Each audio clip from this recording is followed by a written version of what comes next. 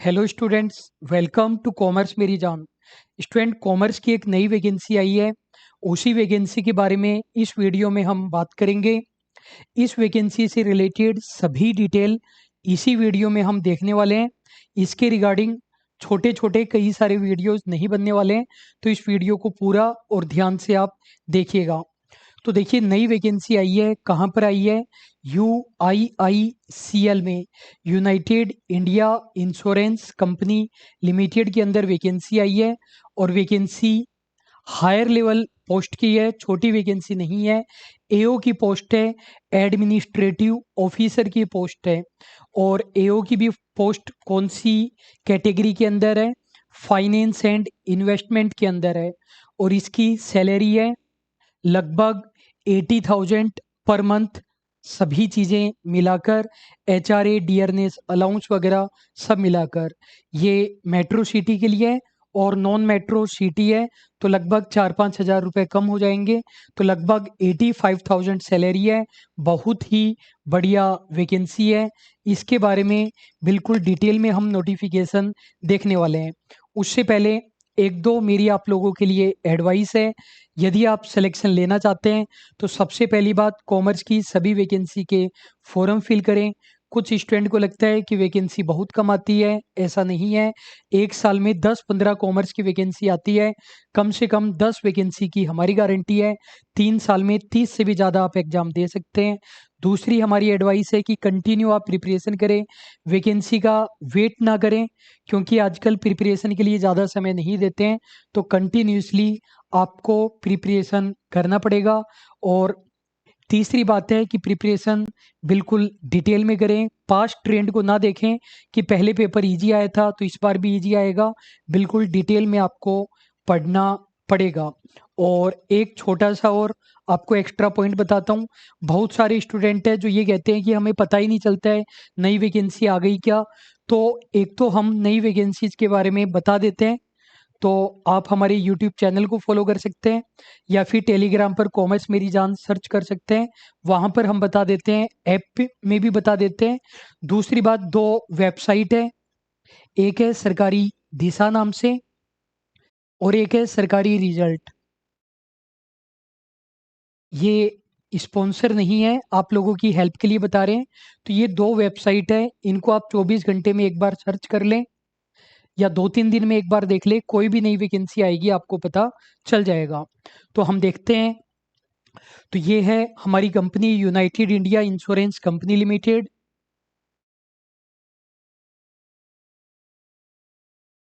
और government company है, तो गवर्नमेंट वैकेंसी है आप लोगों के लिए। टोटल कितनी पोस्ट है आप लोगों के लिए? 20 पोस्ट है। स्टूडेंट, कॉमर्स के अंदर ऐसा कभी भी नहीं होगा कि आपको बड़ी बड़ी वैकेंसी देखने को मिले।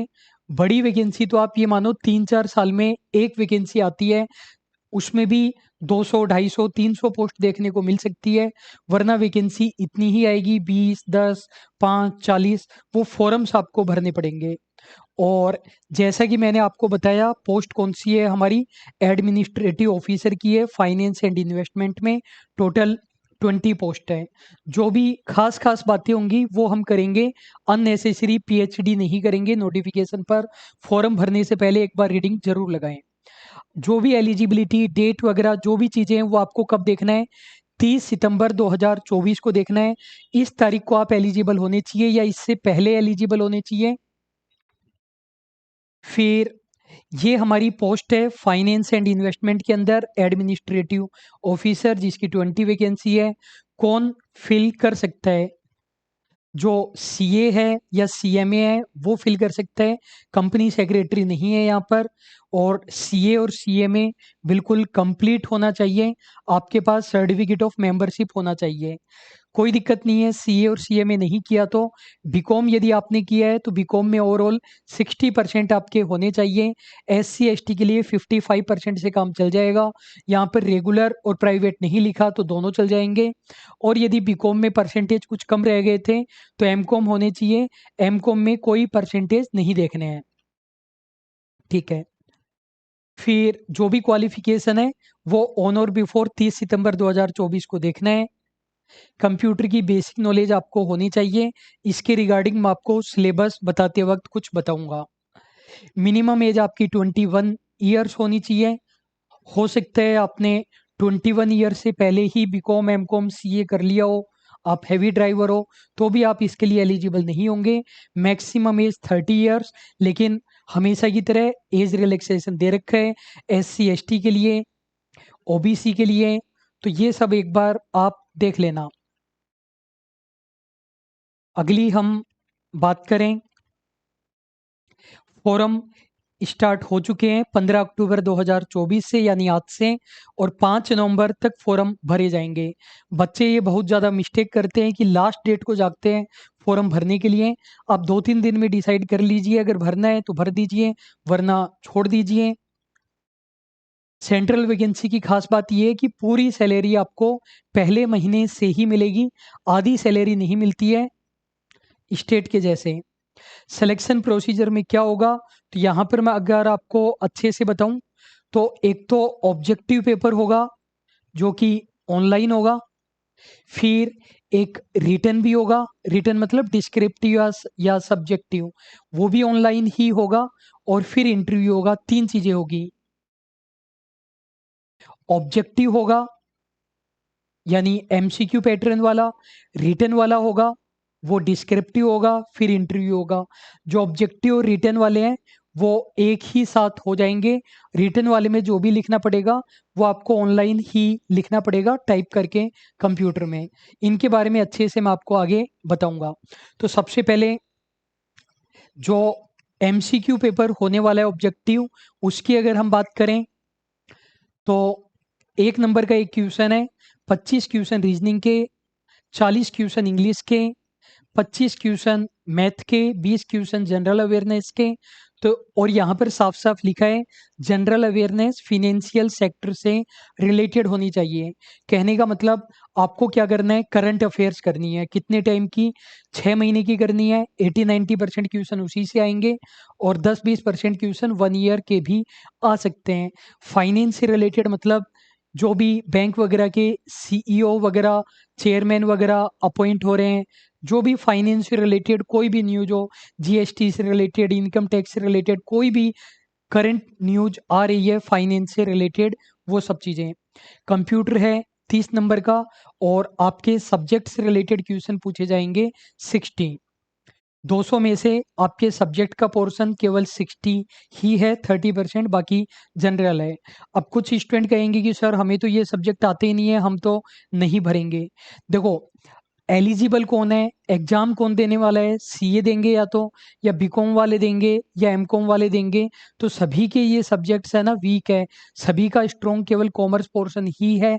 तो इस बात से ना घबराएं कि हमें ये नहीं आता। कंपटीशन में अपन को 98% नहीं लाने, बाकी बच्चों से अपन इंटेलिजेंट होने चाहिए, तो बाकी स्टूडेंट को भी नहीं आता है। तो आपको छोड़नी नहीं है ये पोस्ट, बिल्कुल भी नहीं छोड़नी है। आप देंगे एग्जाम, आपका सिलेक्शन होगा। तो देखो तरीका क्या होगा, मैंने आपको बताया पहले ऑब्जेक्टिव पेपर होगा, उसके अंदर मिनिमम क्वालिफाइंग मार्क्स आपको लाने पड़ेंगे। मिनिमम क्वालिफाइंग मार्क्स यदि आप ऑब्जेक्टिव पेपर में नहीं ला पाए तो आपका गेम यहीं पर ओवर हो जाएगा, आगे आप नहीं बढ़ेंगे। लेकिन ऑब्जेक्टिव में यदि मिनिमम क्वालिफाइंग मार्क्स आप लेकर के आ गए तो डिस्क्रिप्टिव वाला भी है, और डिस्क्रिप्टिव वाले में 30 मिनट आपको दी जाएगी। 30 नंबर का है, केवल इंग्लिश सब्जेक्ट का ही होगा, इंग्लिश लैंग्वेज का है। उसमें 10 नंबर का एक लेटर राइटिंग होगा, 20 नंबर का एक ऐसे होगा। लेटर वो बता देंगे किस चीज़ का लिखना है, और ऐसे भी वो बताएंगे किस चीज़ का लिखना है, वो आपको टाइप करके लिखना पड़ेगा। ठीक है, तो मान लीजिए आपने ऑब्जेक्टिव वाला भी क्लियर कर लिया, डिस्क्रिप्टिव वाला भी क्लियर कर लिया, तो 3 गुना लोगों को वो इंटरव्यू के लिए कॉल करेंगे। 20 पोस्ट है तो 60 लोगों को कॉल किया जाएगा, और उसके बाद उनमें से 20 लोगों का सिलेक्शन होगा। अब देखो यहाँ पर इन्होंने ये बोला कि ऑब्जेक्टिव में मिनिमम क्वालिफाइंग मार्क्स आएंगे तो ही डिस्क्रिप्टिव वाला हम चेक करेंगे, वरना चेक नहीं करेंगे। लेकिन मुझे इस नोटिफिकेशन में मिनिमम क्वालिफाइंग मार्क्स नज़र आए नहीं कि ऑब्जेक्टिव में कितने ज़रूरी है। यदि आपको नज़र आते हैं तो कमेंट में ज़रूर से बताएं, सभी बच्चों की हेल्प होगी। डिस्क्रिप्टिव में कितने मार्क्स चाहिए, ये इन्होंने बोला कि हम बाद में डिसाइड करेंगे, अभी नहीं बता रहे हैं। और नेगेटिव मार्किंग भी होगी, ऑब्जेक्टिव वाले में ही होगी ऑब्वियसली, 1/4 नेगेटिव मार्किंग होगी। और जो भी इंपॉर्टेंट या काम की चीजें हैं वो हम आपको बता देंगे। इंटरव्यू के लिए 3 टाइम्स को कॉल करेंगे। अगली इंपॉर्टेंट बात ये है कि आपके 3 चीजें हुई, एक ऑब्जेक्टिव पेपर, एक डिस्क्रिप्टिव और एक इंटरव्यू। डिस्क्रिप्टिव को बस पास करना जरूरी है, मिनिमम मार्क्स लाने जरूरी है, जो कि इन्होंने अभी नहीं बताए हैं, इन्होंने डिसाइड ही नहीं किया है। कट ऑफ के पर्पज से केवल ऑब्जेक्टिव और इंटरव्यू को कंसीडर करेंगे। फाइनल मेरिट के पर्पज से केवल ऑब्जेक्टिव पेपर और इंटरव्यू को ही कंसीडर करेंगे।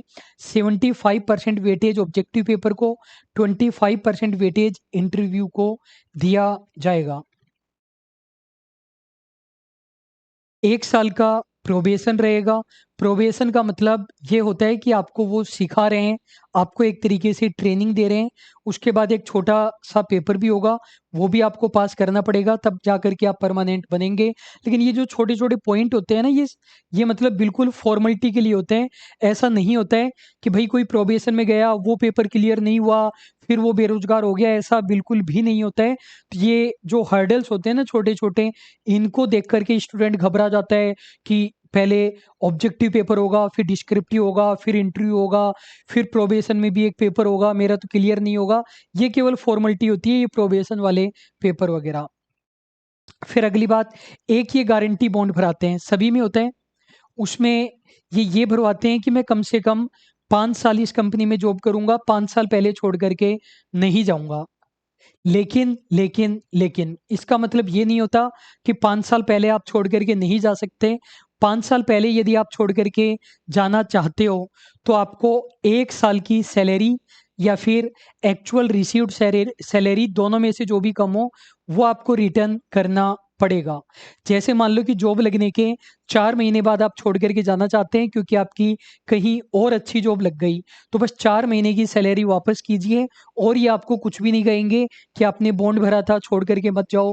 आप 10 महीने बाद छोड़ कर के जाना चाहते हैं, 10 महीने की सैलरी इनको वापस करनी पड़ेगी, फिर आप जाइए, कोई दिक्कत नहीं है।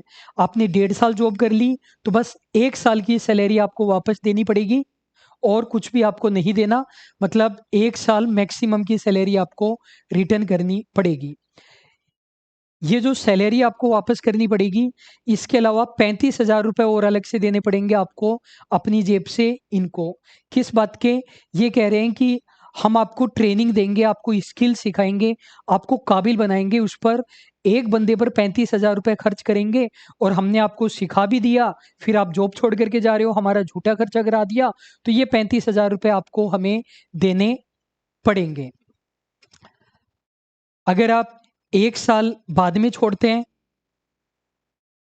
मतलब 5 साल का बॉन्ड भरा था लेकिन 1 साल बाद में छोड़ रहे हैं, तो पूरे 35,000 रुपए वापस नहीं करने पड़ेंगे, कम करने पड़ेंगे। 5 साल के लिए है 35,000 रुपए, 2.5 साल बाद में छोड़ते हैं तो 17,500 रुपए। इस तरीके से ये प्रोपोर्शनेटली कर देंगे। सैलरी बहुत बढ़िया है। मेट्रो सिटी में मैंने बताया 88,000 पर मंथ, ये स्टार्टिंग है, पहले महीने से आपको मिलेगी। नॉन मेट्रो है तो 3-4 हज़ार रुपए, वो एचआरए वाले थोड़े कम हो जाते हैं।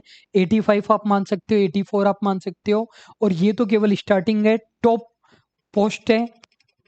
तो अगर हर्डल्स है, इंटरव्यू वगैरह है, तो फिर पोस्ट भी बड़ी है। बड़े गेन के लिए बड़ा पेन सहना पड़ता है। तो स्टूडेंट, यदि मैं शॉर्ट में आप लोगों को कुछ कहना चाहूँ, तो देखो, जो स्टूडेंट हमें जानते हैं वो लोग जरूर पहले से ही मोटिवेटेड है, तो फॉर्म आपको जरूर जरूर जरूर से भरना चाहिए। ये मत देखिए कि कॉमर्स पोर्शन कम है, केवल कॉमर्स वाले ही अप्लाई कर रहे हैं। आपको प्रॉब्लम तब होती जब एसएससी बैंक वाले अप्लाई करते, तब कंपटीशन टफ हो जाता। लेकिन आपके जैसे लोग ही है, सीए वालों को भी ये चीज़ें नहीं आती है, मैथ, रीजनिंग, इंग्लिश वगैरह ये सब नहीं आती है। तैयारी कीजिए, बिल्कुल अच्छे से तैयारी कीजिए। कॉमर्स पोर्शन तो इतना अच्छा होना चाहिए कि 60 में से 55 क्वेश्चन आपके करेक्ट हो जाए। इंटरव्यू वगैरह के लिए हम आपको बाद में एडवाइस दे देंगे। जब आप इंटरव्यू के लिए सिलेक्टेड हो जाएंगे, तब आप हमें ऐप चैट बॉक्स में मैसेज कर सकते हैं। यदि कोर्स की बात करें, कि सर अगर कोर्स लेना है तो कौन सा लें।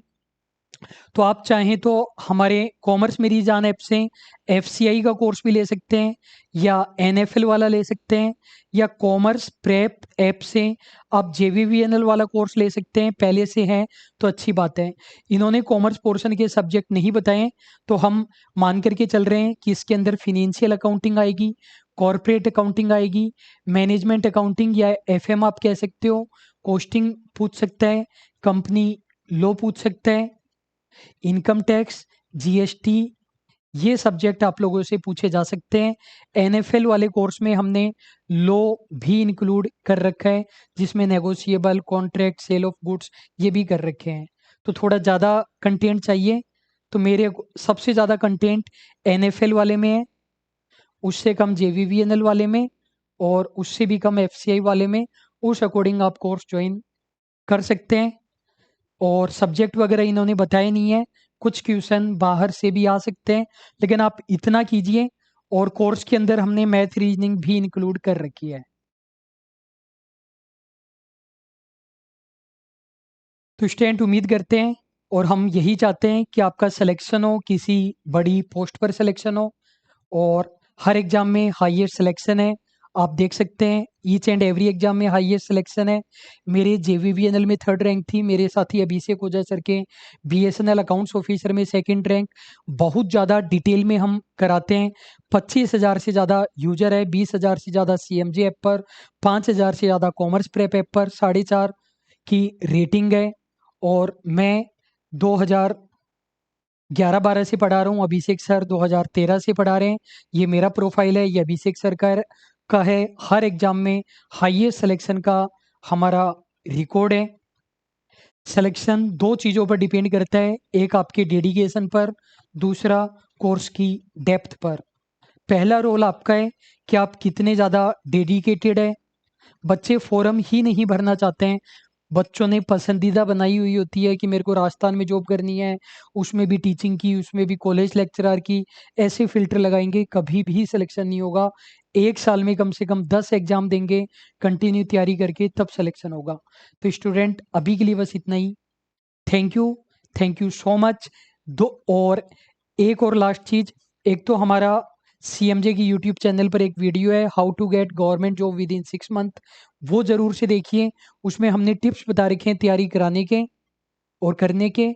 और एक हमने इंटरव्यूज कंडक्ट करवा रखे हैं बहुत सारे सेलेक्टेड स्टूडेंट के, वो भी आप जरूर से देखिए। Thank you so much.